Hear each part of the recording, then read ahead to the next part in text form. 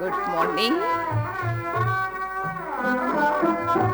ज्योतिर्बिंदु है रूप सुहाना, राशि आनंद खुशी है। प्रेम का बाना। पूछना होता है। ज्योतिर्बिंदु है रूप सुहाना, सत्युग में तो नहीं पूछेंगे, आनंद प्रेम का यहाँ बाना। पूछना पड़ता है क्योंकि कभी कभी नाराज भी हो जाते हैं, कभी नाखुश भी रहते हैं। परंतु बाबा के बनने के बाद बाबा ने हमको अविनाशी खुशी दिया है, तो उसको विनाशी नहीं बनाए। कुछ भी हो जाए, हम अपनी खुशी को नहीं गंवाना है कोई भी कारण से। उसके लिए बाबा ने रोज कई बातें बताई हैं मुरलियों में।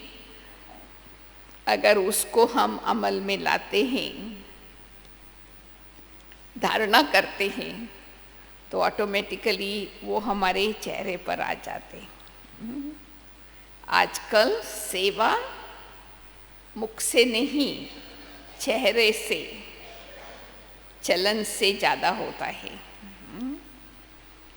तो इसलिए हमारे चेहरा सदैव मुस्कुराते रहे। वो ऑटोमेटिकली मोबाइल सेंटर बन जाएंगे। जिसका चेहरा सदैव मुस्कुराता रहता है, वो मोबाइल सेंटर बन जाते। ऑटोमेटिकली वो बाबा का संदेश अपने चेहरे द्वारा साइलेंस लैंग्वेज से सबको देते रहेंगे। आज बाबा पूछते हैं हम बच्चों को, खास टीचर्स को भी, ब्राह्मणों को क्या शौक होना चाहिए। अगर शौक नहीं है तो जीवन में उमंग उत्साह नहीं रहता है। क्या शौक होना चाहिए? जो अभी तक भी हम दादियों में देखते हैं, खास मुरली सुनते समय, भले हम कितने भी साल ज्ञान में हो, कितनी भी साल से टीचर बन करके दूसरों को पढ़ाई पढ़ाते रहे हो, परंतु ये कभी नहीं भूलना कि हम स्टूडेंट हैं। और स्टूडेंट जिसको याद रहता है, उसकी निशानी क्या होंगी? सदैव सीखने की भावना। और जिसको सीखने की भावना होंगी, वो क्या करेंगे? क्लासरूम में बैठ के तवाई के माफिक नहीं बैठेंगे, परंतु अलर्ट होकर के, बाबा कहते नोट्स लेंगे।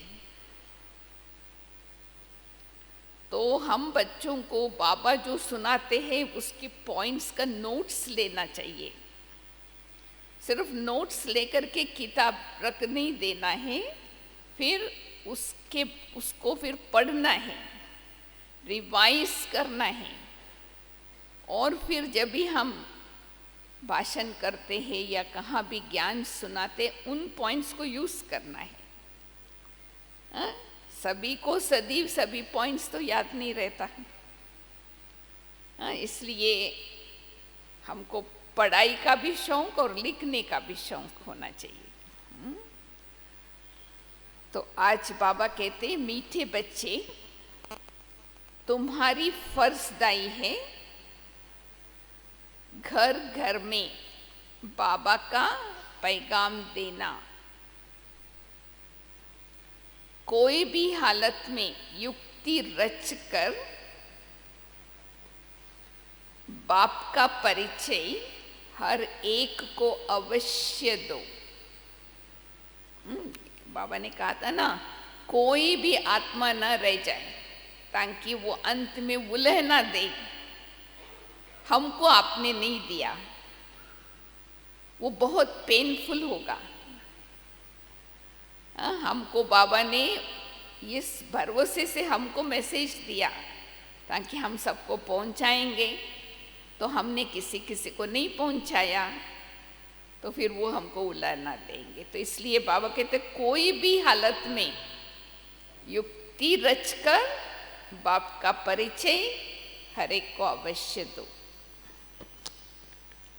प्रश्न है, तुम बच्चों को किस एक बात का शौक रहना चाहिए? इंटरेस्ट। जो नई नई पॉइंट्स निकलती है,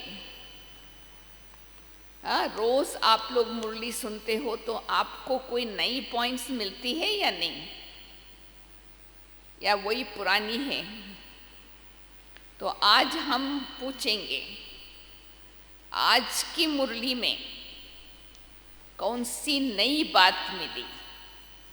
जब तक हमने मुरली से कोई न कोई नई बात नहीं लिया है, मानो हमने मुरली ध्यान से नहीं सुना है। ऐसा हो नहीं सकता कि कोई भी नई बात ना हो। तो आज विशेष हम टेस्ट करते हैं टीचर्स को।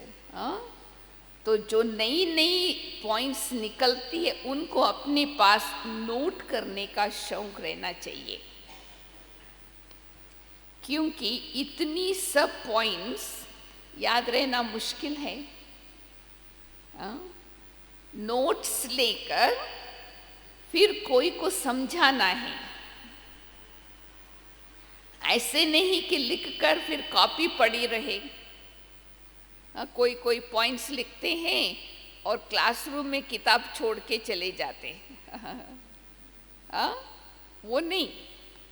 जो बच्चे अच्छी रीत समझते हैं उन्हें नोट्स लेने का बहुत शौक रहता है।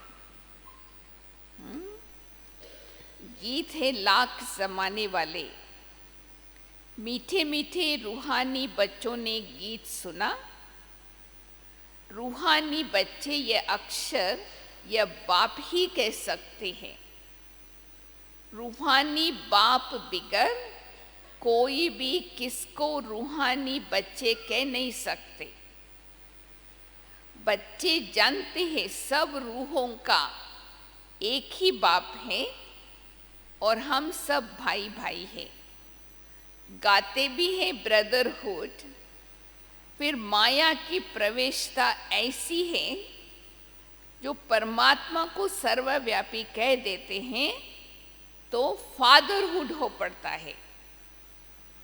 रावण राज्य पुरानी दुनिया में ही होता है, नई दुनिया में राम राज्य अथवा दूसरा क्या नाम है राम राज्य का, ईश्वरीय राज्य कहा जाता है। मैं बीच में एक बात बता देती हूँ। हम देखते हैं कोई ना कोई टीचर्स हाथ में मुरली भी लेके बैठे रहते और हम मुरली सुनाते तो वो भी पढ़ते रहते।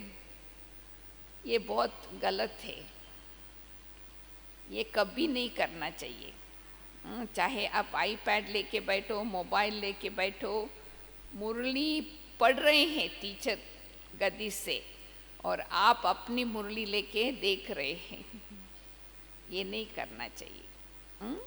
चाहे बाद में पढ़ो अपनी मुरली लेके, परंतु क्लासरूम में नहीं। हमने देखा 2-3 लोगों का, इसलिए मैं बता रही हूँ।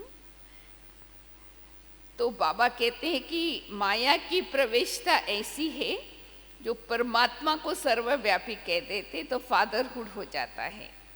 नई दुनिया में राम राज्य अथवा ईश्वरीय राज्य, ये समझने की बात है। 2 राज्य जरूर है, ईश्वरीय राज्य और आसुरी राज्य, नई दुनिया और पुरानी दुनिया। तो नई दुनिया जरूर बाप ही रचते होंगे। इस दुनिया में मनुष्य नई दुनिया और पुरानी दुनिया को भी नहीं समझते हैं, गोया कुछ नहीं जानते हैं। तुम भी कुछ नहीं जानते थे, क्या थे? बेसमझ। नई सुख की दुनिया कौन स्थापन करता है और पुरानी दुनिया में दुख क्यों होता है, स्वर्ग से नरक कैसे बनता है, यह किसको भी पता नहीं। इन बातों को तो मनुष्य ही जानेंगे ना। देवताओं के चित्र भी है जरूर, तो आदि सनातन देवी देवताओं का राज्य था। इस समय नहीं है। इस समय क्या है? प्रजा का प्रजा पर राज्य। बाप भारत में ही आते हैं। मनुष्य को ये पता नहीं कि शिव बाबा भारत में आकर क्या करते हैं। अपने धर्म को ही भूल गए हैं। तो तुमको अपरिचय देना है त्रिमूर्ति और शिव बाप का। ब्रह्मा देवता, विष्णु देवता, शंकर देवता कहा जाता है। फिर कहते शिव परमात्माए नमः। तो बच्चों को त्रिमूर्ति शिव का ही परिचय देना है। कई बार बाबा ने जोर दिया है त्रिमूर्ति जरूर बोलना है, त्रिमूर्ति शिव। क्योंकि त्रिमूर्ति शिव ही रचयिता है। ऐसे ऐसे सर्विस करनी है। कोई भी हालत में बाप का परिचय सबको मिले तो बाप से वर्षा ले लेवे। तुम जानते हो हम अभी वर्षा ले रहे हैं और भी बहुतों को वर्षा लेना है। हमारे ऊपर फर्जदाई है, ड्यूटी है घर घर में बाबा का पैगाम देने की। वास्तव में मैसेंजर एक बाप ही है। बाप अपना परिचय तुमको देते हैं, तुम फिर औरों को बाप का परिचय देना है, बाप की नॉलेज देनी है। मुख्य है हमारे इतनी चित्रों में कौन सा एक चित्र मुख्य है? त्रिमूर्ति शिव। और इनको ही कोर्ट ऑफ आर्म्स भी बनाया है। वो जो कोर्ट ऑफ आर्म्स माना जैसे अपनी धर्म का सिंबल होता है देश का। गवर्नमेंट इनका अर्थ नहीं समझते हैं। इंडिया में वो अशोक चक्र दिखाते हैं ना, उसके नीचे लिखा हुआ है सत्यमेव जयते। पर लोग नहीं समझते, वो तो 3 शेर समझते, वो त्रिमूर्ति के कनेक्टेड नहीं करते। तो बाबा ने कहा कि उसमें चक्र भी दिया है, चरखे मिसल, और उसमें लिखा भी हुआ है सत्यमेव जयते। इनका अर्थ तो निकलता नहीं है।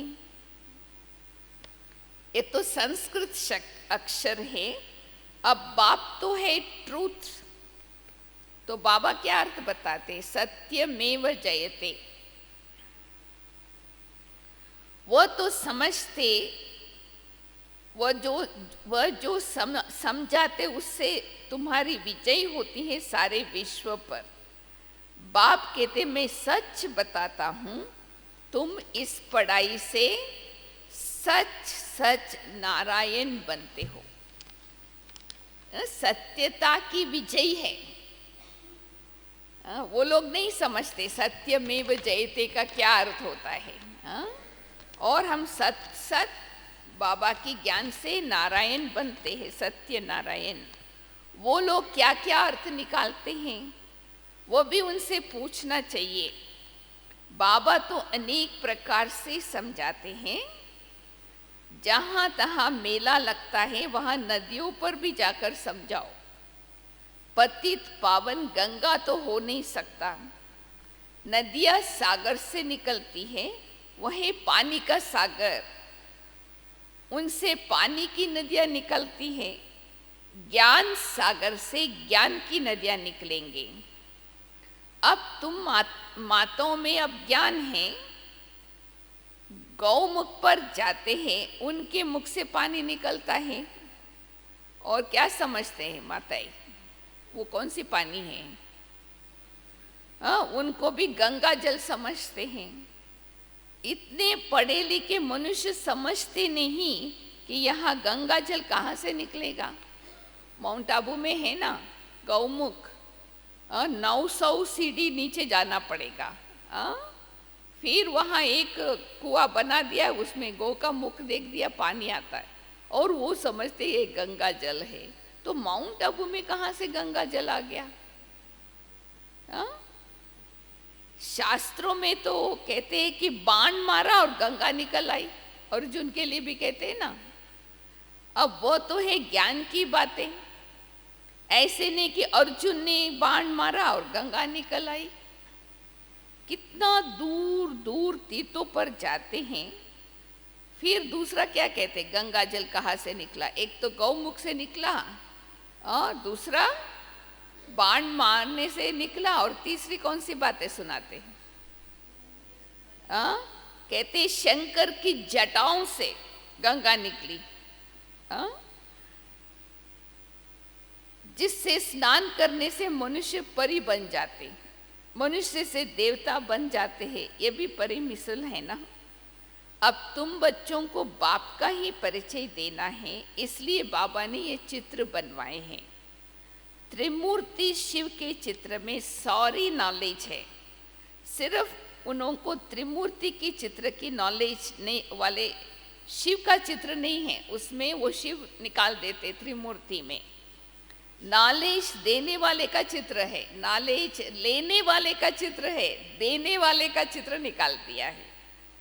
अभी तुम त्रिमूर्ति शिव के चित्र पर समझाते हो।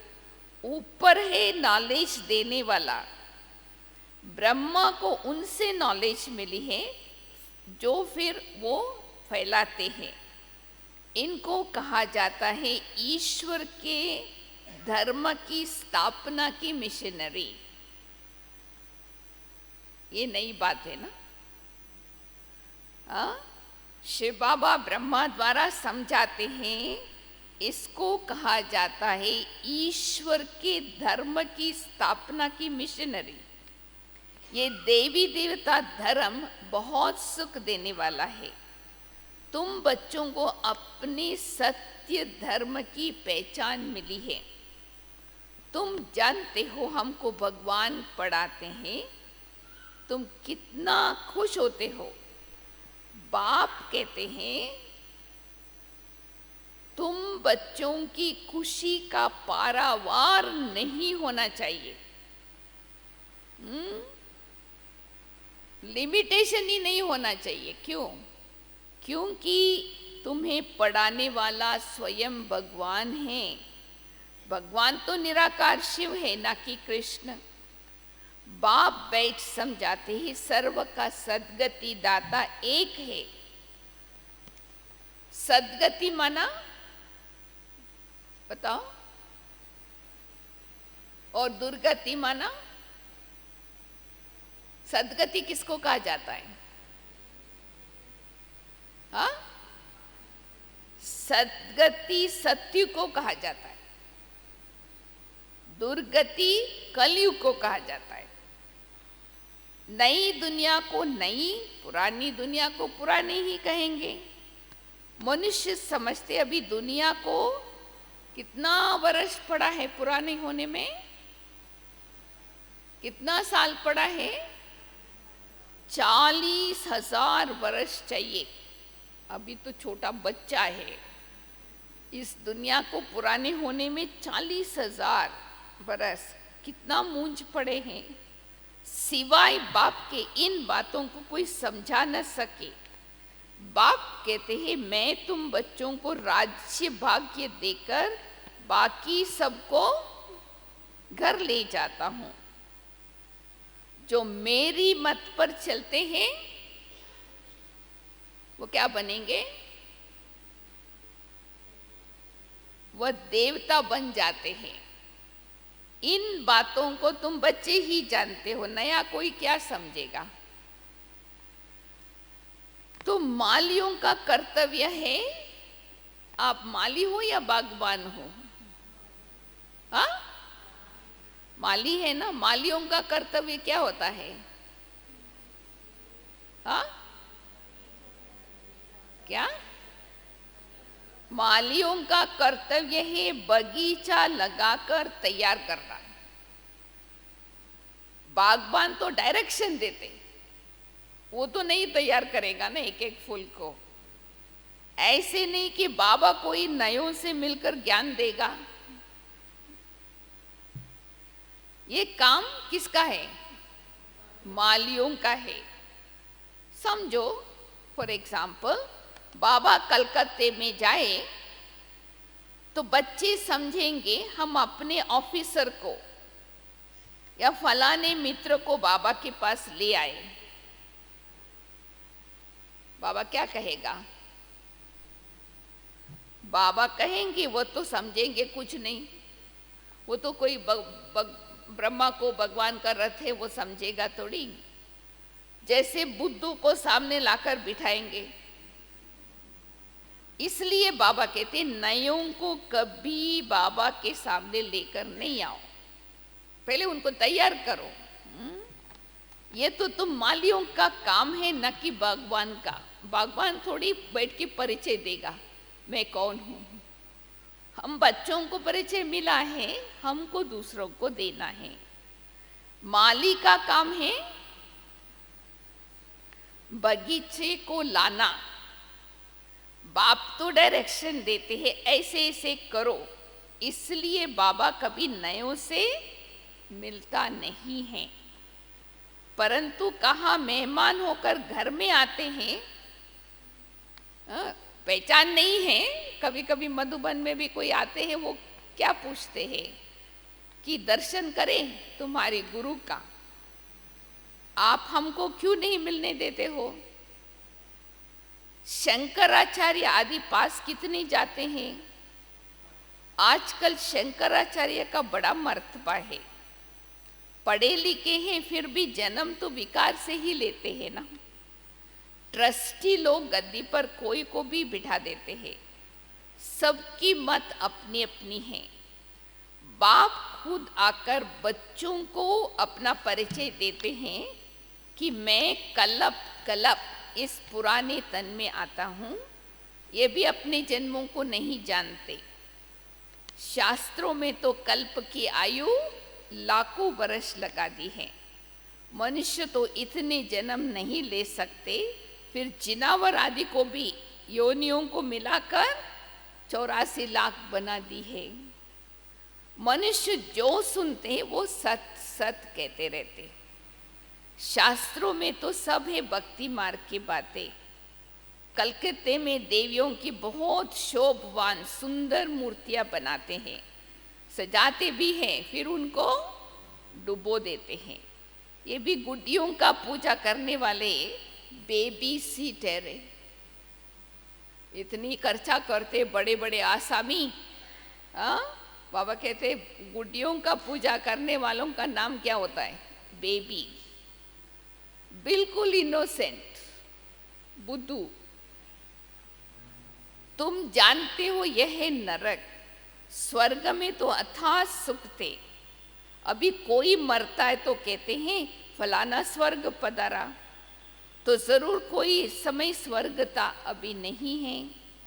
नरक की बात जरूर स्वर्ग आएगा। इन बातों को भी तुम जानते हो। मनुष्य तो रिंचिक भी नहीं जानते, तो नया कोई बाबा के सामने बैठकर क्या करेंगे?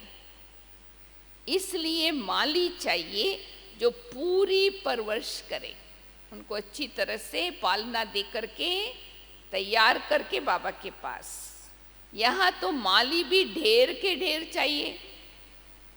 मेडिकल कॉलेज में कोई नया जाकर बैठे तो समझेंगे कुछ नहीं। ये नॉलेज भी नई नॉलेज है।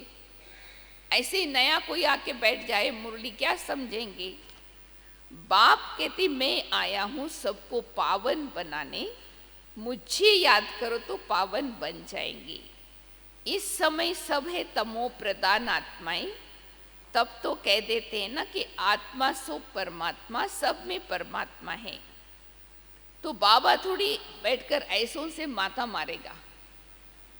जो है ही बुद्धू, समझते नहीं कि परमात्मा मैं नहीं हूँ, खुद को ही परमात्मा समझेंगे, तो ऐसे को आप बाबा के सामने आकर बिठाएंगे तो बाबा उसके साथ माथा थोड़ी मारेगा।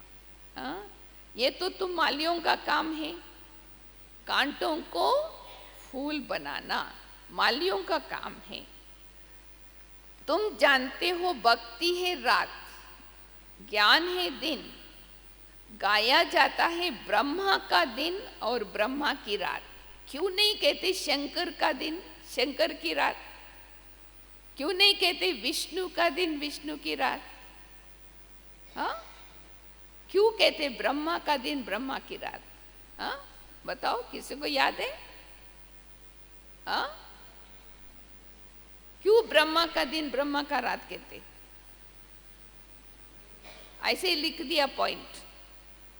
अगर कोई पूछे तो विष्णु को क्यों नहीं कहते हो, ब्रह्मा को क्यों कहते हो?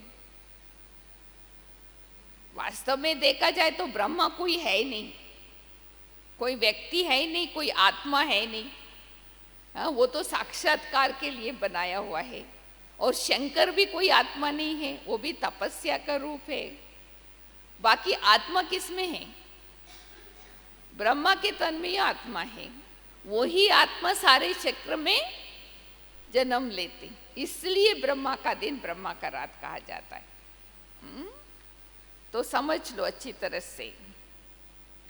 प्रजापिता ब्रह्मा के तो जरूर ढेर बच्चे होंगे ना। कोई को इतना भी अक्ल नहीं जो पूछे कि इतनी ब्रह्मा कुमार कुमारियां है, इनका ब्रह्मा कौन है? अरे ब्रह्मा, प्रजापिता ब्रह्मा तो मशहूर है, उन द्वारा ही ब्राह्मण धर्म स्थापन होता है। कहते भी है ना, ब्रह्मा देवताय नमः। तो बाप तुम बच्चों को ब्राह्मण बनाकर फिर देवता बनाते हैं। जो नई नई पॉइंट्स निकलती है उनको अपने पास नोट करने का शौक बच्चों को रहना चाहिए। जो बच्चे अच्छी रीत समझते हैं उन्हें नोट्स लेने का बहुत शौक रहता है। जो अच्छी रीत समझते हैं, जो पॉइंट्स आप लिखो ना, समझ के लिखो,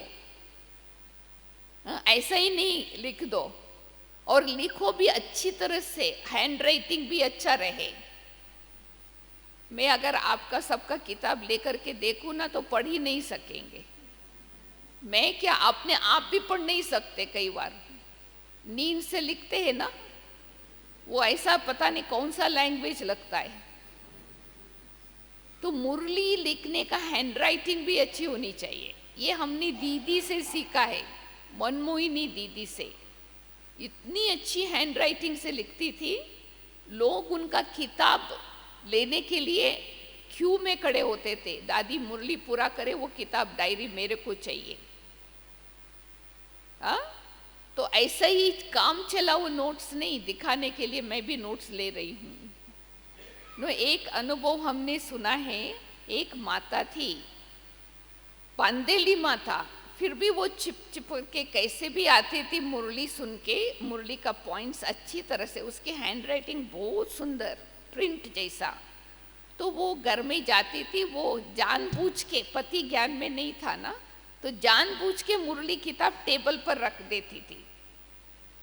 और वो पति क्या करता था, छिप छिप के, इसके सामने नहीं, चुप चुप के वो मुरली किताब लेकर के पढ़ता था। क्योंकि इतनी सुंदर हैंड राइटिंग से लिखती थी ना, और उनको बहुत अच्छा लगता था वो ज्ञान। तो फिर कुछ साल के बाद वो ज्ञान में आया। जैसे ब्राह्मण परिवार में पूछा जाता है ना कि आप ज्ञान में कैसे आए हो, तो उससे भी पूछा गया कि तुमको ज्ञान कैसा मिला। तो उसने बताया, मेरी वाइफ ना रोज क्लास में जाती थी, वो नोट्स लेकर के आती थी टेबल पर। भले मैं जाता नहीं था, परंतु हमको अच्छा लगता था वो ज्ञान, छुप छुप के मैं पढ़ता था। तो ये हमारी लिखत भी सेवा होनी चाहिए। हमारा किताब बाई चांस अपनी इधर उधर रखा कि कोई पढ़े, उनको भी फायदा हो जाए। हाँ, ऐसे लिखते हो आप लोग? कभी हम देखेंगे आप लोगों का कॉपी, कैसे हैंड राइटिंग है। तो जो समझते हैं ना अच्छी तरह से, उनको ही शौक रहता है मैं लिखूं। तो जो लिखत में लिखते हो समझ के लिखो। नोट्स लेना अच्छा है, क्योंकि इतनी सब पॉइंट्स याद रहना मुश्किल है। नोट्स लेकर फिर औरों को, फिर कोई को समझाना भी है। ऐसे नहीं ही लिखकर फिर कॉपी पड़ी रहे। नई नई पॉइंट्स मिलती रहते हैं तो पुरानी पॉइंट्स की कॉपियाँ पड़ी रहती है। स्कूल में भी पढ़ते जाएंगे, पहले दर्जे वाली किताब पड़ी रहती है। जब तुम समझाते हो तो पिछाड़ी में ये समझाओ कि मन मना भाव, बाप को और सृष्टि चक्र को याद करो। मुख्य बात है माम एकम याद करो। उसका दूसरा अर्थ क्या होगा? माम एकम याद करो, उसका दूसरा अर्थ क्या होगा? आ? आ? एक व्यक्ति बोलेंगे तो सुनाई देगा। निरंतर याद। और क्या? एक को ही याद करना। और मन मना भाव। बाबा कहते इसको ही योग अग्नि कहा जाता है। माम एकम याद करो। भगवान है ज्ञान का सागर, मनुष्य है। मनुष्य क्या है बताओ? Shrewd intellect. बाबा कहते सिल्वर इंटेलेक्ट होना चाहिए, क्विक। बाप ज्ञान का सागर है तो मनुष्य क्या है? शास्त्रों का सागर। बाप कोई शास्त्र नहीं सुनाते, वह भी शास्त्र सुनाए तो फिर भगवान और मनुष्य में क्या फर्क रहा? बाप कहते भक्ति मार्ग के शास्त्रों का सार मैं तुमको समझाता हूं। शास्त्र पढ़ के नहीं आया हूं, परंतु सार उसकी यादगार भक्ति में क्या दिखाते हैं?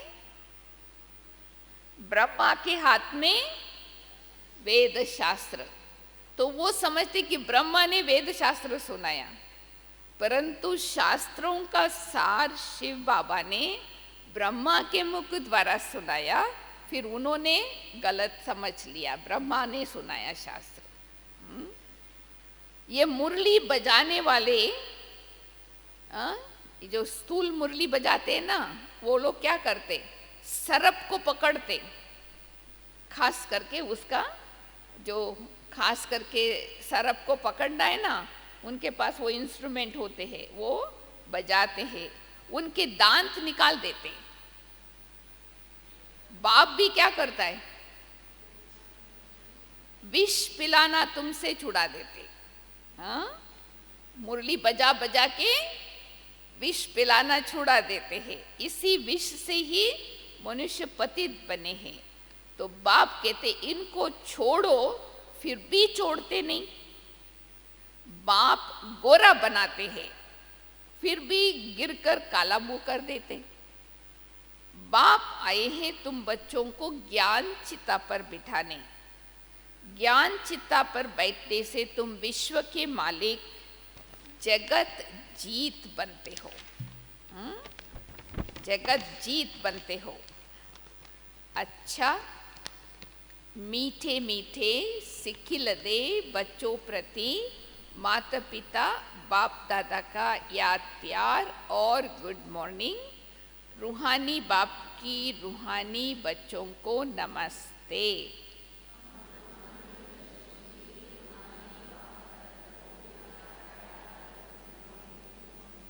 और नमस्ते। तो धारणा के लिए मुख्य सार, सदा खुशी रहे कि हम सत्य धर्म की स्थापना के निमित्त है।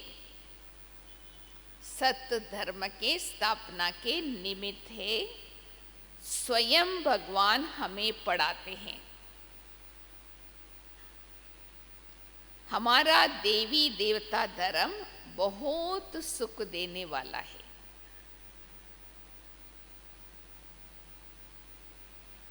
दूसरी पॉइंट, माली बन कांटों को फूल बनाने की सेवा करनी है।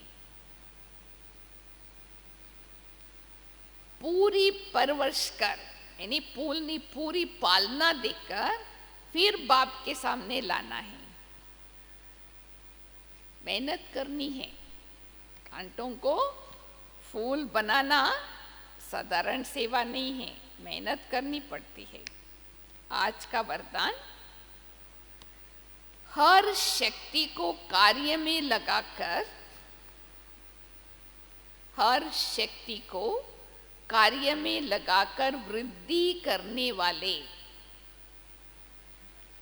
श्रेष्ठ धनवान व समझदार भव। हर शक्ति को कार्य में लगाकर वृद्धि करने वाले श्रेष्ठ धनवान व समझदार भव। समझदार बच्चे हर शक्ति को कार्य में लगाने की विधि जानते हैं। क्या विधि है बताएंगे बाद में। समझदार बच्चे हर शक्ति को कार्य में लगाने की विधि जानते हैं। जो जितना शक्तियों को कार्य में लगाते हैं उतना उनकी वह शक्तियां वृद्धि को प्राप्त होती है। जितना शक्तियों को कार्य में लगाएंगी शक्तियों की वृद्धि होती है। तो ऐसा ईश्वरीय बजट बनाओ। ऐसा ईश्वरीय बजट। बजट क्या होता पता है? क्या होता है? हाँ हाँ, बजट माना खर्चा कितना और कितना बचा। हाँ, बचत और खर्च की हिसाब किताब। ऐसा ईश्वरीय बजट बनाओ। कैसा? जो विश्व की हर आत्मा आप द्वारा कुछ न कुछ प्राप्त करके आपके गुणगान करे। माना बचाओ। बचत नहीं होगा बजट में तो आप कैसे देंगे? हाँ, तो ऐसा बजट बनाना है कुछ न कुछ सभी को मिले, सभी को कुछ न कुछ देना ही है। इतना हमारे अंदर स्टॉक चाहिए। बजट बनाने का माना बचत करने का। कुछ न कुछ देना ही है। चाहे मुक्ति दो, चाहे जीवन मुक्ति दो, माना देना ही है। तभी तो लोग समझेंगे हम दाता है। ईश्वरीय बजट बनाकर सर्व शक्तियों की बचत जमा करो। शक्तियों को कैसे बचाएंगे? शक्तियों को कैसे जमा करेंगे? तो बाबा कहते शक्तियों को बचत जमा करो और जमा हुई शक्ति द्वारा सर्व आत्माओं को भिखारीपन से, दुख अशांति से मुक्त करो। कहां पर भी कोई परिस्थिति आ जाती है ना, तो वहां तो सब लोग पहुंच जाते हैं। जैसे अभी फ्लड आ गया, अर्थक्वेक आ गया, तो पुलिस भी पहुंच जाते, नर्स भी पहुंच जाते, डॉक्टर भी पहुंच जाते, खाना देने वाले भी पहुंच जाते, सब पहुंच जाते। हम पहुंचते या नहीं? वहां नहीं पहुंचते, सिर्फ आपस में बातें करते रहते। यहाँ अर्थक्वेक हो गया, इतने लोग मर गए, आपस में बातें करते रहते। आपने किया क्या? उनको कुछ दिया?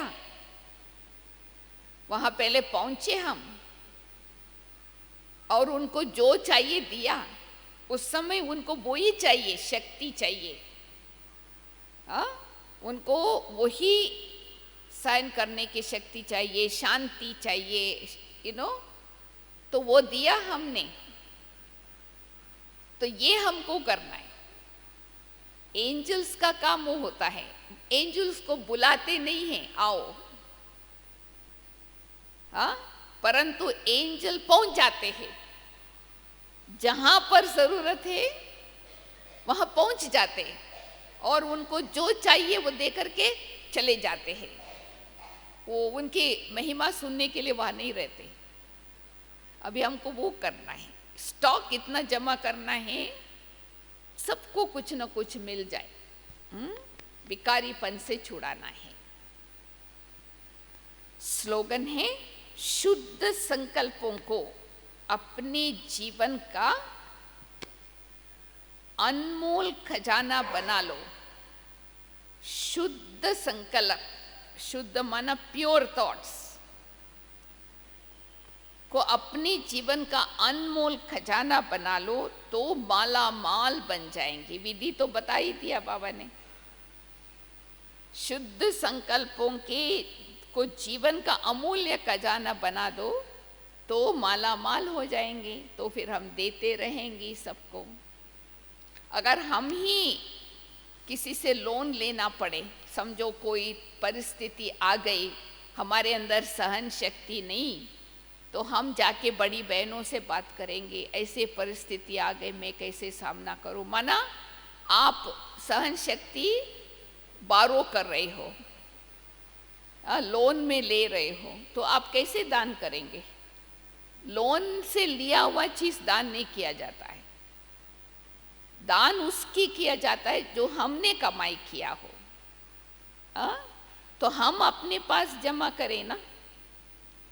तो पहले तो हमको ये कला आनी चाहिए, जब भी हम कोई शक्ति को पुकारे, ऑर्डर करें, वो शक्ति वहां पर हाजिर हो जाए।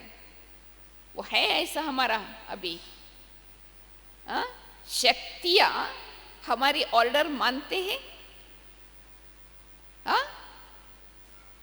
मानते हैं ऑर्डर? नहीं मानते। आज हम कहेंगे सहन शक्ति आओ, तो 1 घंटे के बाद आता है, तब तो एक्सीडेंट तो हो गया।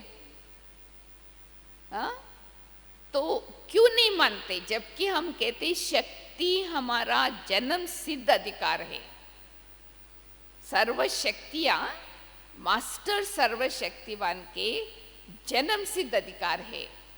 तो क्यों जन्म का हमारा अधिकार है तो हम यूज कर सके ना, क्यों नहीं कर सकते? उसका 3 कारण है। एक तो शक्तियां भी जानती है आपकी आज्ञा को अवज्ञा करते हैं, नहीं मानते, कारण आपने भी बाबा की कई श्रीमत की अवज्ञा किया है। तो शक्ति भी आपकी आज्ञा को नहीं मानते। जो आत्माएं बाबा की हर श्रीमत की आज्ञा को मानकर के कर्म करते हैं, उनको शक्तियां भी उनके सामने झुकेंगी। तो हमको चेक करके देखना चाहिए कौन सी श्रीमत की हमने अवज्ञा की, जो शक्ति आज मेरा ऑर्डर नहीं मानते। और दूसरी बात, कोई भी किसी को ऑर्डर करता है तो सीट पर बैठ करके करना होता है। जो सीट के लिए सभी रेस्पेक्ट देते, जैसे अभी देश का प्राइम मिनिस्टर है, प्रेसिडेंट है, वो चेयर पर बैठता है तो वो जो कहेंगे वो नहीं मानेंगे। अगर चेयर पर नहीं बैठते, ऑर्डिनरी सिटीजन है, तो कौन मानेगा? तो हम भी क्या करते, शक्तियों को ऑर्डर करते हैं अपनी स्वमान की सीट से उतर के। कौन सा स्वमान? मैं स्वराज्य अधिकारी हूं। ये स्वमान से उतर करके ऑर्डर करते हैं तो वो नहीं मानते, डोंट केयर, वो नहीं आएगा। और तीसरा कारण है, हमने समय को रेस्पेक्ट नहीं दिया, समय को वेस्ट किया। तो जिस समय जो शक्ति की आवश्यकता है हम ऑर्डर मानते हैं, तो वो समय उस शक्ति को आने नहीं देते, क्योंकि समय मेरे से बदला लेते हैं। उस समय तुमने मेरे को क्या रेस्पेक्ट दिया? अभी आप ऑर्डर करते हो मेरे को, हम नहीं मानेंगे। तो ये समय बदला लेता है मेरे से उसी समय। अगर हमने समय को सफल किया है, समय रूपी खजाने को यथार्थ रीति से यूज किया है, इन्वेस्ट किया है, तो समय भी हमारे से खुश है। सो सहयोग देंगे, जिससे समय तो शक्ति चाहिए वो हमको मदद करेंगे। तो ये 3 बातें चेक करके देखो, फिर आप एक्सपेरिमेंट करो। ऑर्डर करने का मतलब क्या कि जैसी हमको संकल्प आया कि अभी इसी परिस्थिति में हमको फॉर एग्जाम्पल समेटने की शक्ति धारण करना है, संकल्प आया तो वो शक्ति काम कर लिया, हमने समेट लिया। विस्तार को सार में फुल स्टॉप लगा देना है, लगा दिया बस, तो हम उस परिस्थिति के ऊपर जीत पहन लिया। तो जब हमने वो समेटने की शक्ति को ऑर्डर किया और समेटने की धारण कर लिया, जो दूसरे जो हमको देख रहे हैं ना, उनको वो वरदान मिल गया। ये है प्रयोग। प्रयोग माना उपयोग, ये है योग का प्रयोग। माना हमने उपयोग किया, प्रयोग किया, तो हमारा प्रयोग से दूसरों को वो शक्ति दान में मिल गया।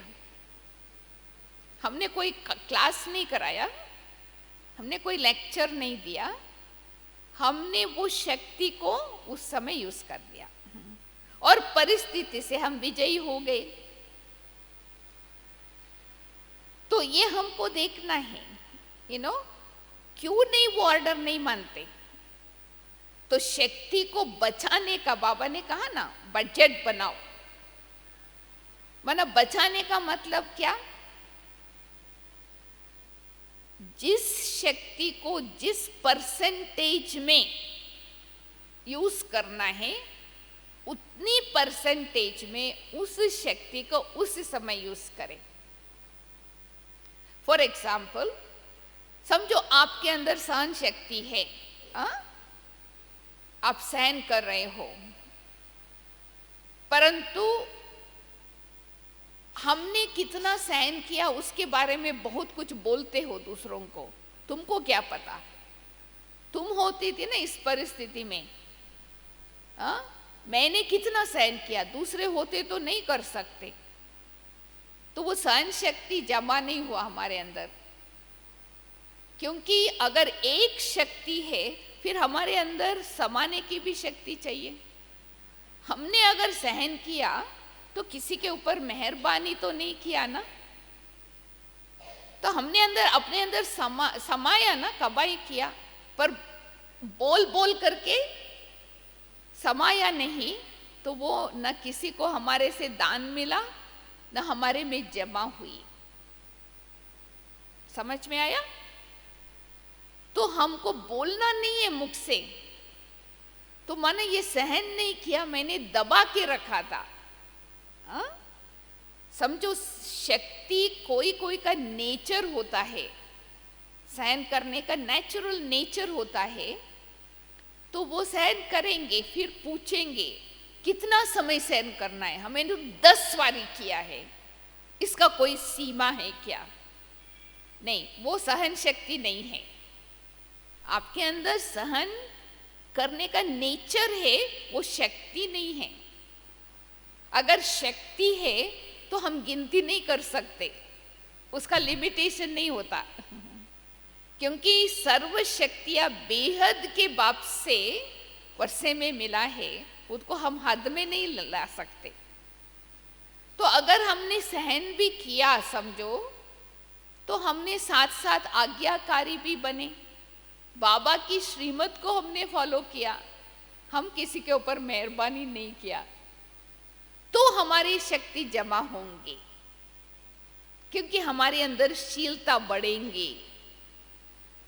तो हमारी जीवन से दूसरों को कुछ ना कुछ मिलता है। इसलिए हर एक के सामने और खास मैं बताती हूँ, बाबा ने भी बताया है, जो शक्ति मेरे में नहीं है ना, उस शक्ति के बारे में ही हमारे सामने परिस्थिति आएंगी। समझो हमारे अंदर सहयोग करने की शक्ति है तो हमारे पास परिस्थिति नहीं आएंगी सहयोग यूज करने का, वो तो करेंगे ही, हमारे पास है। पर हमारे अंदर समाने की शक्ति की कमी है, या तो समेटने की शक्ति, बार बार सबसे वही परिस्थिति आएगा, मेरे को समेटना पड़े, समाना पड़े, और मैं नहीं कर सकती।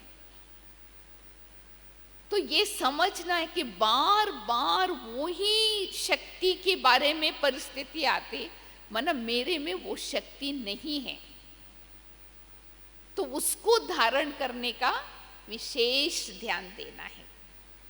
अंत में यही होगा, बाबा कहते ना, अंत में आपके सामने भक्तों की भीड़ खड़ी होंगी। आप देवियों को शक्तियां मांगेंगे, परंतु आपसे वही मांगेंगी जो आप में नहीं है।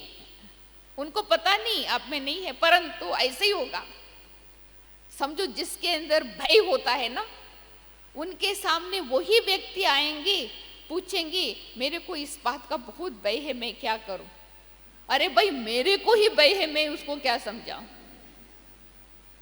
ऐसा हुआ है। मेरे में ही निर्भयता नहीं है तो मैं निर्भय किसे बनाऊं दूसरों को? तो जब भी हम निर्भय बनू ना, तो हम हिम्मत से सुना सके ना। तो बार बार वही परिस्थिति आए तो समझो कि ये शक्ति हमारे में जमा नहीं है। जमा होंगी तो हम यूज कर सकते हैं ना, परंतु जमा नहीं है, उसकी निशानी क्या? दूसरों से भीख मांगने जाएंगे, भीख उस प्रकार से नहीं मांगेंगे, हाँ, परंतु दूसरों के सामने हम विघ्न बन जाएंगे। हाँ, समस्या समाधान नहीं, समस्या होके खड़े हो जाएंगे। तो इसलिए देखना चाहिए बार बार, हाँ, परिस्थिति वही आती है, उसको कंप्लेन नहीं करो, ये क्यों बार बार मेरे सामने ऐसा करती, ये नहीं कर रही है, परंतु मेरे को इशारा मिल रहा है कि तुम्हारे अंदर ये कमी है, तो इसलिए हम उसको ठीक कर देंगे।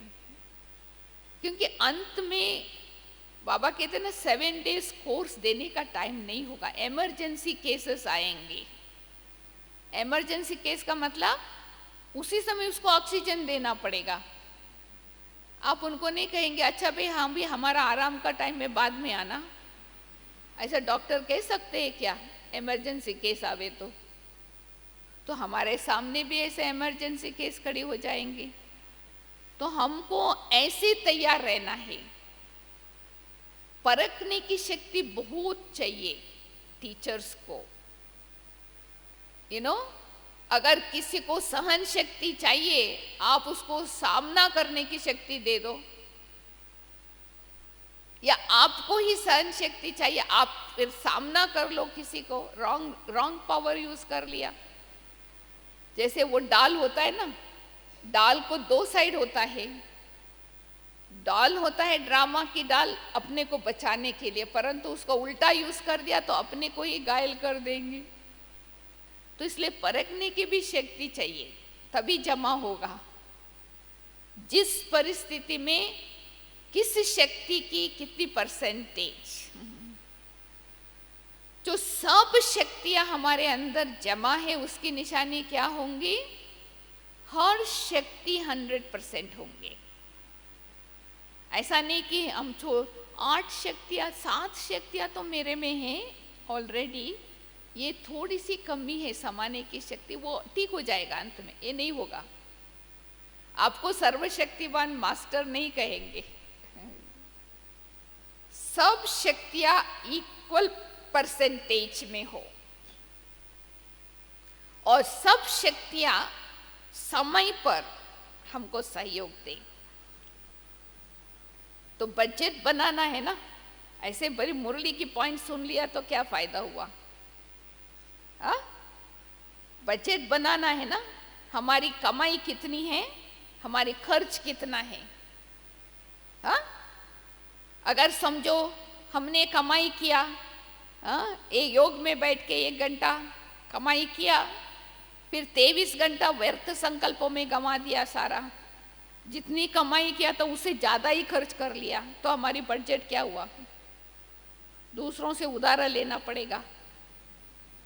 खुश तो हो गए, हमारा बहुत अच्छा योग रहा 1 घंटा, फिर सारा दिन खर्च कर लिया जास्ती।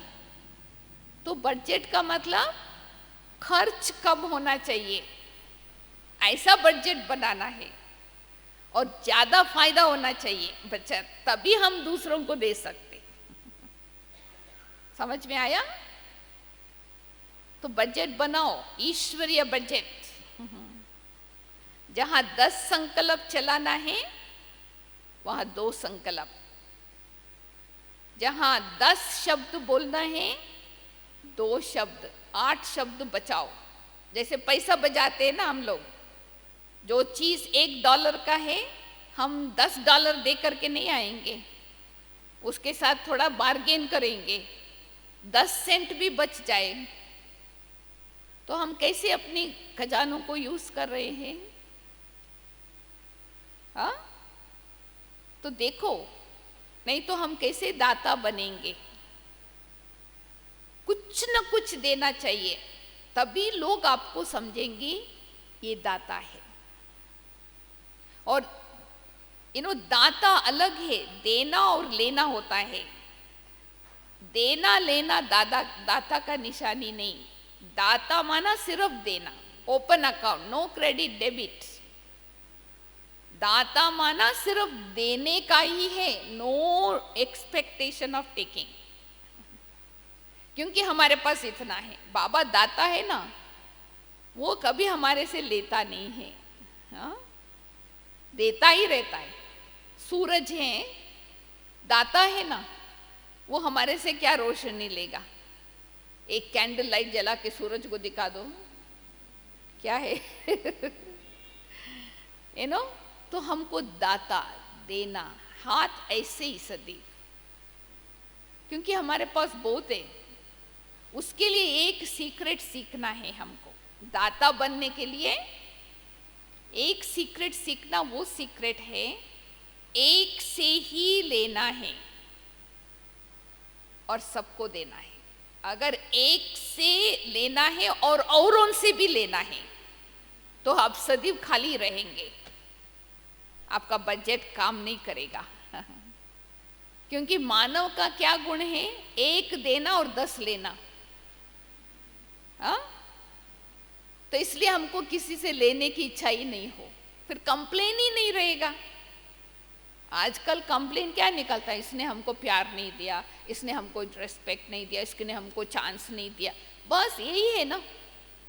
अगर हमको लेना ही नहीं है, देना ही देना है, तो एक से लेना तो आप भरपूर रहेंगे। बाबा तो हमारे से कुछ लेता ही नहीं है, वो तो देता ही रहता है। आपका बजट बहुत अच्छा रहेगा। नहीं, एक कहानी सुनाते ना, एक भिखारी था, वो एक राजा के पास जाता था, रोज वो उसको भीख देते थे। तो एक दिन ऐसा हुआ, वो भिखारी थोड़ा जल्दी से आ गया नॉर्मल टाइम से, और वो खिड़की से देखा वो राजा भगवान के कमरे में बैठ के भगवान को बोल रहा था, भगवान मेरे को इतना दो जो मेरे घर में कोई भी आवे उसको मैं दे सकूं। तो ये भिखारी सुन लिया, अरे ये भी तो उससे लेके मेरे को देता है, मैं क्यों नहीं डायरेक्ट उसके पास ही चली जाऊं। तो उसने क्या किया, चला गया वापस, वेट नहीं किया। तो राजा जब पूजा करके आया तो वो भिखारी है नहीं, आज क्या हो गया। तो उसको बुलाया, खास अपने लोगों को बेच करके उसको बुलाया और पूछा, आज तुमको क्या हो गया, आया ही नहीं। बोलता मैं आया था, आज मेरे को मालूम पड़ गया आप मेरे को कैसे देते हो, आप भी तो उससे लेकर के मेरे को देते। तो मैंने सोचा मैं क्यों नहीं डायरेक्ट उसके पास चली जाऊं। समझ में आया? तो हम क्यों लोगों को ये नहीं दिया वो नहीं कहते हैं, उनके पास तो थोड़ा ही है, उनके पास है ही नहीं। वो भी तो उनसे लिया हुआ है ना, थोड़ा दिन दे करके फिर खाली हो जाएंगे। तो क्यों हम उनसे लेने की इच्छा रखें जबकि वो दाता है ही नहीं। तो अगर हम सब ब्राह्मण ये प्रैक्टिस कर लेवे ना, कंप्लेंट ही खत्म। कोई दे नहीं सकता, देने वाला एक ही है, उससे लो, उससे डायरेक्ट कनेक्शन, तो आप देते रहेंगे क्योंकि आपका खाली होगा ही नहीं, तभी आपका बजट अच्छा चलेगा। हाँ, समझ में आया ईश्वरी बजट कैसे बनाना है। हाँ, और दूसरा शुद्ध संकल्पों का स्टॉक चाहिए। अगर जोली में ही सुराख है तो आपका जमा ही नहीं, तो आप क्या देंगे। इसलिए शुद्ध संकल्पों का स्टॉक वो कैसे जमा होगा। शुद्ध संकल्पों का स्टॉक हमको कहाँ से मिलता है? मुरली से मिलता है। मुरली है सोर्स ऑफ इनकम। तो मुरली हम ध्यान से सुने, उस पर विचार सागर मतन करे, वो उसको अपना बनाए, मुरली को अपना बनाए। जैसे खाना खा के चबार के मुरली अपना खून बन जाता है ना, फिर हमको ताकत रहती। तो हम क्या करते, मुरली सुन के हजम ही नहीं करते, वो यहाँ से सुने बाहर निकल गया, खत्म। तो हमको शौक चाहिए विचार सागर। भूल ही जाते, मुरली यहाँ से सुने, नीचे गए, किसी ने पूछा आज मुरली में बाबा ने क्या कहा, वेट वेट वेट मैं किताब निकालूं, किताब पढ़ के सुनाते। बाकी सभी बातें याद रहती हैं, ये क्यों भूल गए। पता है, उसके लिए दादी जानकी ने एक बार रेसिपी बताया था कि रोज मुरली सुनने के बाद 2 बातों का विशेष ध्यान रखो। एक तो मुरली सुन करके उठते हैं ना, दुनियावी बातों में नहीं जाओ, तो आपकी मुरली सारा बुद्धि से वाइप आउट हो जाएगा, डिलीट हो जाएगा। फौरन दुनियावी बातों में नहीं जाओ, एकांत में कहाँ बैठो 5 मिनट, शांति से पैदल करो, कहाँ बाबा के कमरे में, लोगों के साथ दुनियावी बातें नहीं करो।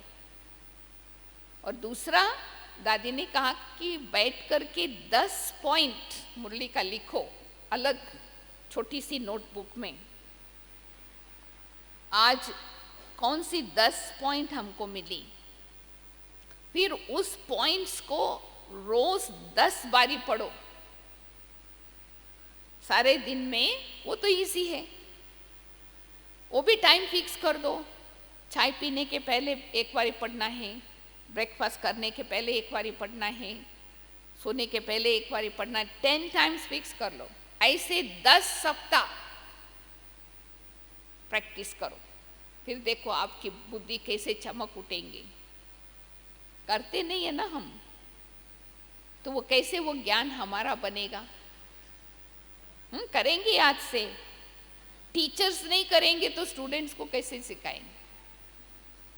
बाबा भी देख क्या करता था, मुरली के बाद पहाड़ियों पर ले जाते थे, सागर के किनारे पर ले जाते थे, फौरन ही ब्रेकफास्ट पर ना के नहीं बैठते थे, ताकि थोड़ा सा बुद्धि को रिवाइज करने का मौका मिले।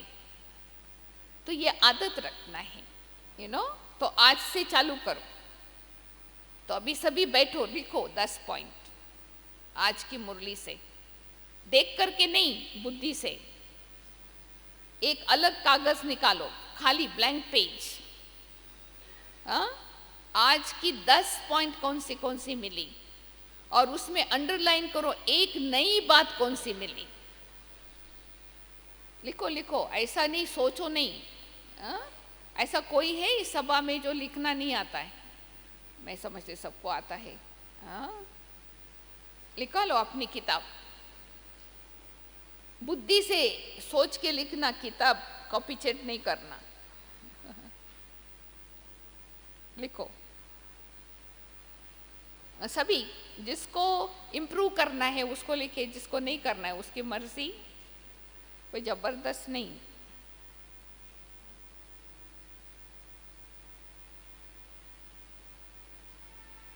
10 पॉइंट और उसमें एक अंडरलाइन नई बात मेरे को टच हो गया, आज दिमाग खुल गई, ऐसी बात।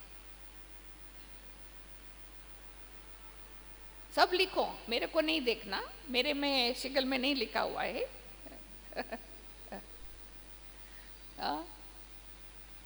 आप अपनी दिव्य बुद्धि को खोलो, क्या क्या रिकॉर्डिंग हुआ है। आत्मा ऑटोमेटिक रिकॉर्डर है ना।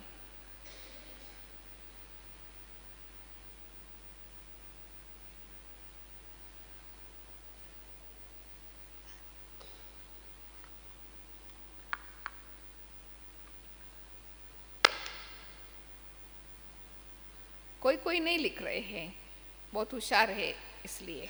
हाँ,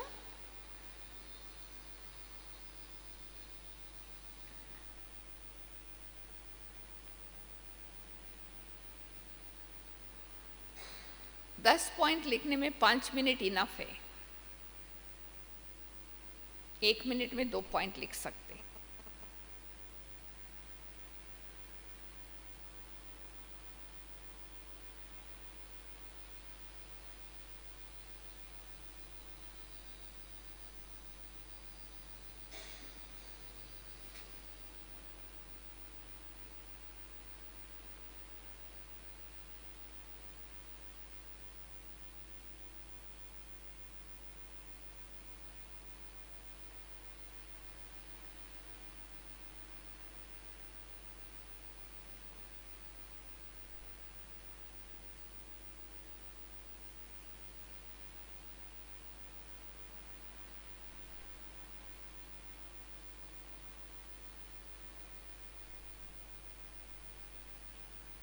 मुरली कॉपी नहीं करना, हाँ, ऐसे ही दिमाग से लिखना।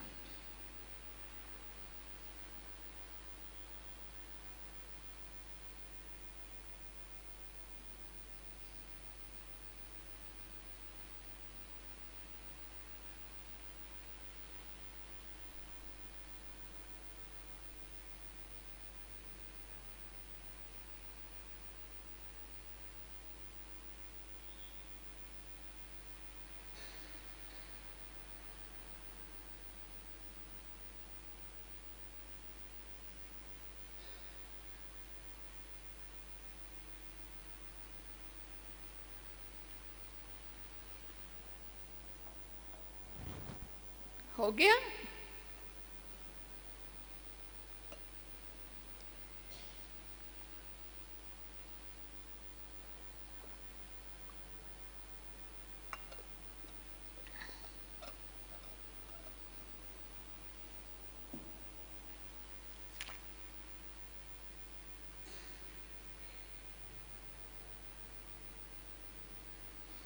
आप क्यों नहीं लिख रहे? लिखना नहीं आता?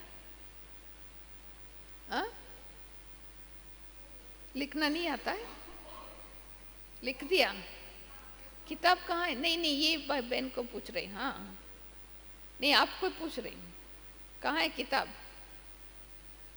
नहीं आता लिखना? हाँ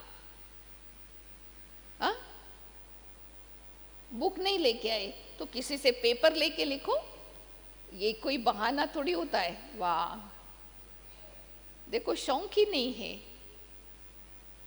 किसी से बोरो करो पेन और पेपर लिखो। हाँ, मैंने सोचा शायद लिखना नहीं आता है।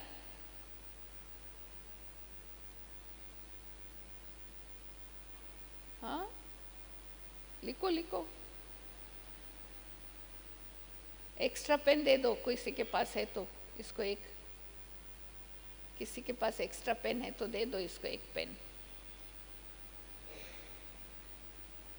इतना भी तो अकल चाहिए ना, किसी से थोड़ा बारो करके लिखे। हाँ, ओके, हो गया? अच्छा, अभी क्या करो, आपके टर्न, आपके बाजू में जब बैठे हैं ना, एक दो के आमने सामने बैठो, तो एक आत्मा पहले सुनावे, हमको आज 10 पॉइंट कौन सा मिला उसको सुनाओ, वो ध्यान से सुने, फिर वो नोट करे कि मैंने कौन सी पॉइंट मेरे से भूल गया, फिर वो सुनावे, फिर आप देखो अपने पास वो बातें है या नहीं, तो फिर ऐड करो। हाँ, आमने सामने।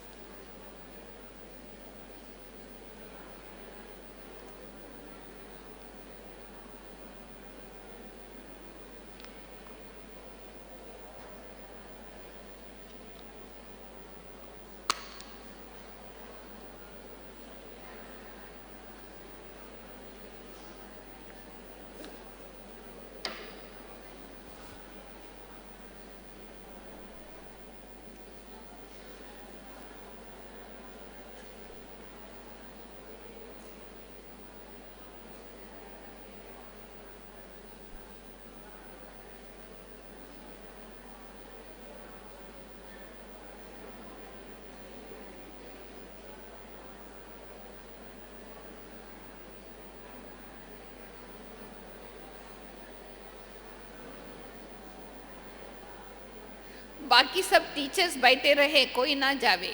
बाकी जा सकते हैं, बाकी टीचर्स जो बट्टी में आए वो बैठे रहे।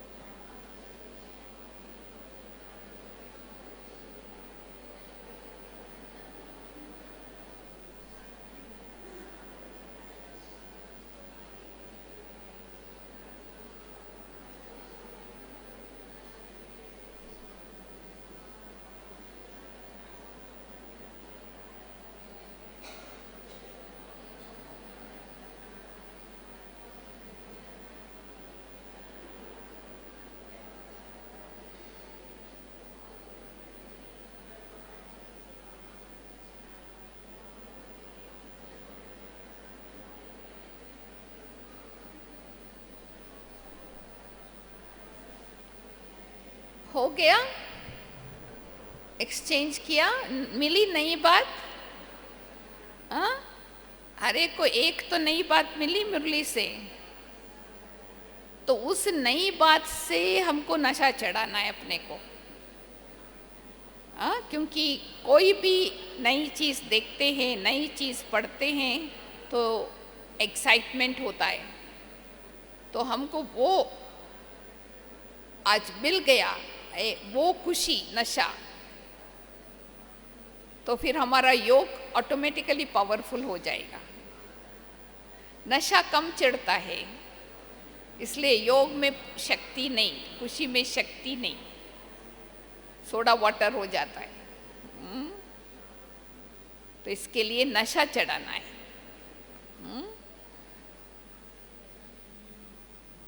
ओके, ओम शांति।